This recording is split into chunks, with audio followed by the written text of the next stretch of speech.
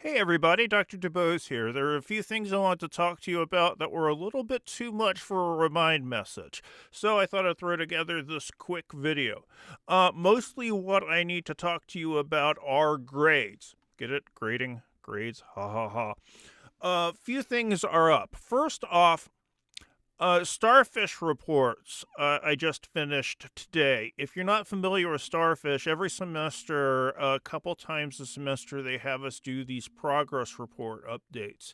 And I turned in the ones for this class today. You might be hearing something about your grades via email or something. Generally, if you were within the 95% in the class, I probably gave you outstanding job. And if you were below 70% right now, I gave you needs academic attention. And so you probably will be getting notified by somebody if you're under 70. Now, I know that this might be problematic for some people because the way I approach homework is basically it's stuff to get right rather than me judging you. I just want to see stuff get right. For instance, your self profiles I went over today, and there were a lot of people who needed to make some level of change to them. So I marked them as 0 and said, please change these things. Most homework is taken the same way. If you turn in a bit of homework and I ask you to make a change, there's going to be a 0 on there. Look at the homework as a chance to get this stuff right. And as long as you eventually get it right, that's all that matters. Your grade might seem lower now than it needs to be, but there are easy solutions there. Just if you got a 0 on something, find out what you did wrong and fix it. There will be no penalties for fixing it. And as soon as I get that stuff to where it needs to be, where I'm happy with it, I'll more than happily give you the points. A lot of the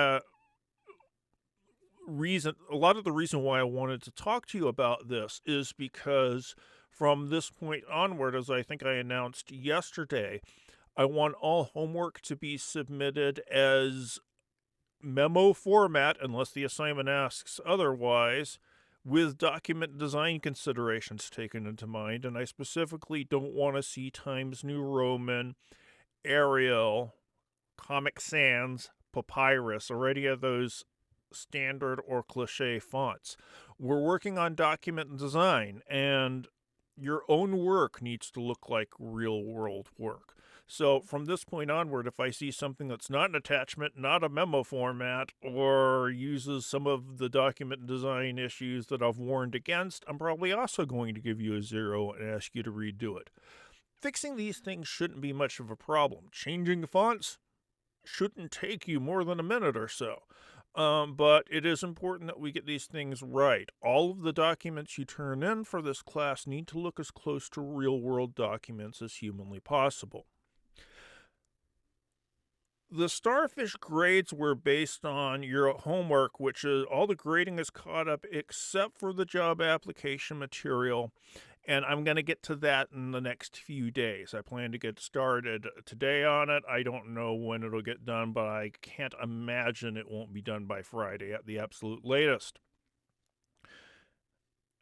I'm happy to take revisions on any normal homework. I'm happy to take late homework of any normal homework. I can't do that on things that are time sensitive. You can't, for instance, make up a peer review session. But anything else, I'm happy to see. When it comes to the major assignments, though, like the job application material, there is a specific revision procedure that I need you to go through. It's outlined in the major assignment sheet. We've talked about it in a previous video. Basically, we have to meet sometime. Send me a list of your availabilities via Remind. We have Blackboard Collaborate where we can do video chat right on Blackboard. And I need to know that you have a good revision plan before you do any of those. I wanted to say this because I've already had people in my remote tech writing class who were trying to revise stuff without meeting with me, and I wanted to make sure that we were all on the same page. Once I once you fix your stuff and turn it in, I will get to it and grade it. I do need to tell you my priorities, though. The first thing I'm going to focus on is getting lesson plans together, making sure all the videos are up, getting all the nitty-gritty of making sure there's coursework for all my classes up. Secondly, I'm going to get whatever current grading is up, and then I will get to the late work and revisions. I'm more than happy to take that stuff. It might take a little bit longer than the current grading to see your grades. As I've said before, I'm going to do my best to get all of your grading done relatively quickly. Late work and revisions are going to drag a little bit beyond everything else, though, because I have to prioritize lesson planning and the current grading. I also wanted to talk to you a little bit about this week's homework, because I didn't in the weekly video, and I really should have. You had two things going on that were due Friday. Chapter 7, Exercise 4 in the book asks you to compare and contrast 3 websites.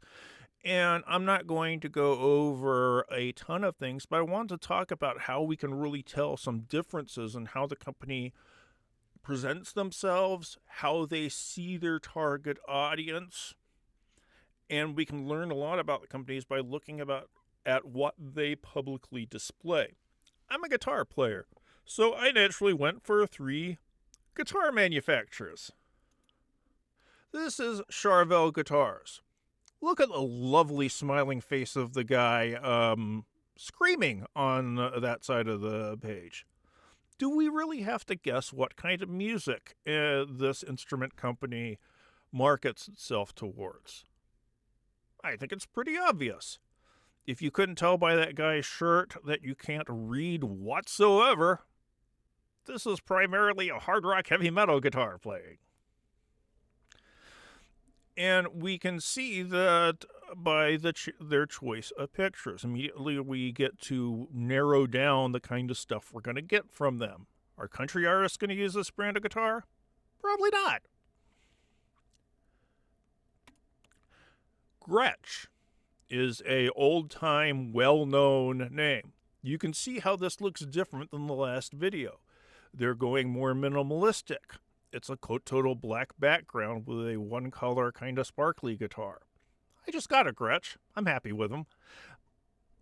But you can see how they market themselves differently. This isn't going to be the kind of thing you play screaming, and you can tell that because of the understated nature of the landing page of their website.